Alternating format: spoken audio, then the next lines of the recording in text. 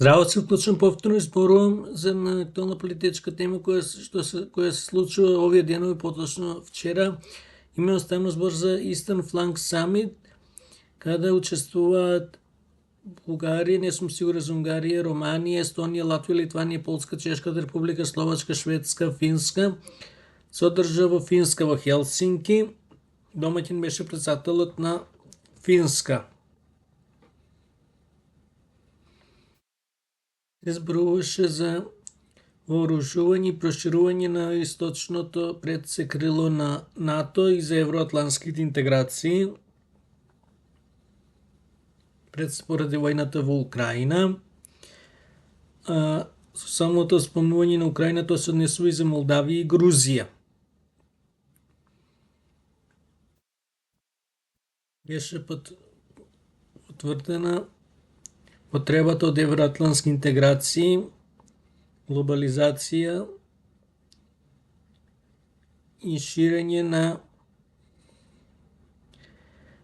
НАТО и ЕУ, посебно НАТО, а тоа се однесува и на ЕУ на исток, поаѓајќи од девизата цел свет во НАТО, цел Европа во ЕУ, установена во втората половина на 90-те години на минатиот век. Имено на НАТО самитот во Соединетите Американски држави во Вашингтон 1999 година беше донесена резолуција со која државите кои излегуваат на Црно море треба да бидат членки на НАТО и ЕУ. Тоа значи Украина, Молдавија и Грузија во НАТО. Точно дека Молдавија не излегува на море, но тоа не значи дека треба да биде слепа црев, изолирана и слично. Украина го потпиша партнерството за мир со НАТО на НАТО самитот во Романија во Букурешт 2008 година, а тоа ние го направивме во 1995 година. На НАТО самитите во Шпанија, Мадрид и Литванија, Вилнус беше потврдено дека по завршувањето на војната се разбира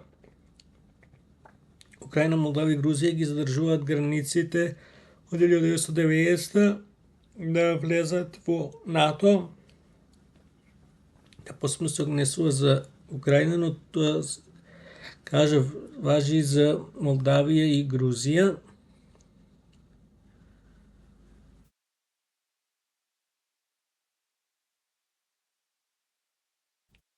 Полека, но сигурно завршува и претседавањето на Данска со ЕУ. Завршува на начин што Шведска и Данска полека, но сигурно размислуваат да ја напуштат кроната и да го воведат еврото, што е чекор за поздравување. Нешто што треба ние да го направиме. Со цел да имаме повеќе пари во буџетот, повисоки плати, пензии и слично, а помала инфлација.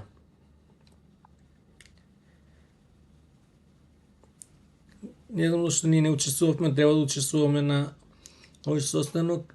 Самите не само да учествуваме, туку и да бидеме домаќини. Кај нас медиумите скоро и да не